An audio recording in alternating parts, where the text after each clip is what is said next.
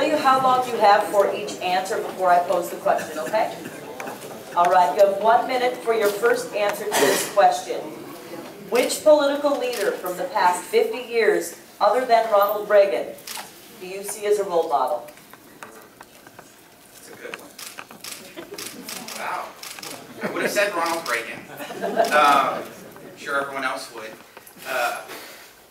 You know, probably, maybe Dwight Eisenhower. That may be a little bit more than 50 years just because he's the last Republican to actually balance a budget. I'm not sure exactly if Dwight Eisenhower. I don't know either. Late. Sorry. So, all I know he's dead. yeah.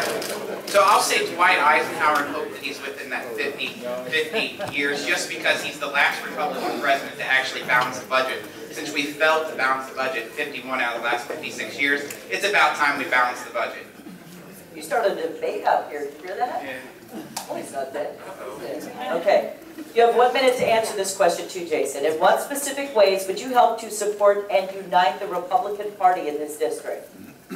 The most important thing is that we have to understand there's differences between all of us. Whether you're liberty-minded, whether you're a conservative constitutional Republican, whether you're a Tea Party Republican, whether you're the old order establishment, we're all Republicans. And that is the most important thing. We may disagree. You're never going to find anyone that you agree with 100% of the time.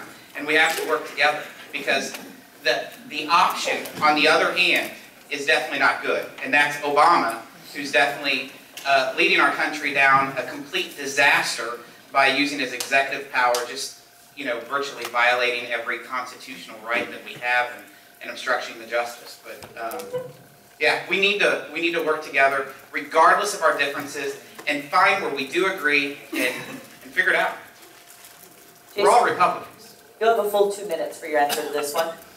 Given the 8th District vulnerability to natural disasters, what would be your approach to funding for FEMA and the Army Corps of Engineers with our current budget crisis? Well, in regards to the Hurricane Sandy funds that was just passed, you know, I understand that our country has to help out and protect natural disasters. We've done that with Joplin here in the state of Missouri and also in the southeast Missouri with our flooding just here recently in the ice storms. But what we have to look at is the fact that Hurricane Sandy funds, I would have voted against it because there were over $15 billion of funds that went to poor projects, and it wasn't disaster relief. And that's the problem that's wrong with government. That's what people get upset with, is that they just need to vote yes or no on those projects instead of just adding pork to everything. The Farm Bill, for example, you know, that became a multi-billion dollar issue for food stamps, not about farms, and that's why they kicked the can down 9 more months and hadn't even addressed that issue. That's the problem with Washington, D.C. That's why people can't stand it. They just won't address the single issues and just continue to negotiate their power of how much money they can get for this project, for that vote, and that's what we have to stop. All right, and we'll have more from you on the Farm Bill here in just a moment. Wow. You'll have a full 2 minutes for your next answer. What is your position on reauthorizing the 2008 Farm Bill, which expired September 30th of 2012? Well, what we need to do is reauthorize a farm bill that is actually a farm bill. Like I said, instead of a pet project for food stamp subsidies, virtually, over $80 billion was used in the farm bill for the food subsidies. We can save a lot of money with the farm bill, which I'm strongly pushing for, in getting away from the direct subsidies and actually going to crop insurance. That will save the state a lot of money. I'm not in Jeff City. Save the nation a lot of money. But that's the key. We've got to stop looking at all these pork projects, and we really need to address a lot of the issues with USDA and EPA that's affecting the farmers within the Farm Bill, and first start out by getting all the environmentalists out of the EPA and out of the Corps, and also all the animal rights activists out of the USDA. That's a great way to start with the Farm Bill. They're yelling amen on that one. Breaking rules! Shh. Sorry. Okay, 2 minutes for your answer on this question, Jason. How would you support economic development in the 8th District? The first thing is to get government off our backs. Regulations is destroying family farmers. It's destroying small businesses throughout, whether it's deciding that children can't work on the farm under the labor regulations that they tried to impose last year. These are the problems that we had in the state of Missouri. I passed a bill just this past year in Missouri that required a systematic review process of all rules and regulations to check if those rules, do they cause an undue burden on businesses? Can it be more narrowly tailored to carry out the purpose? Is the rule obsolete? Is it beyond statutory authority?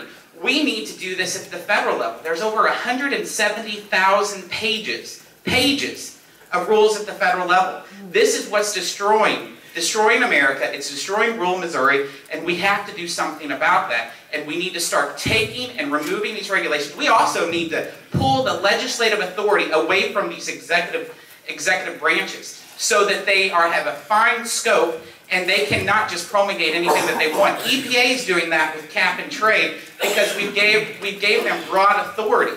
We did not pass cap and trade, but they try to implement it by the rule process. We need to pull their authority away so that the legislative body actually does their job and they're not lazy.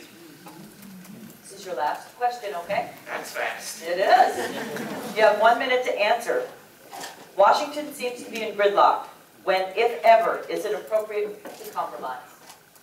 You know, there's two defined things that we have to look at.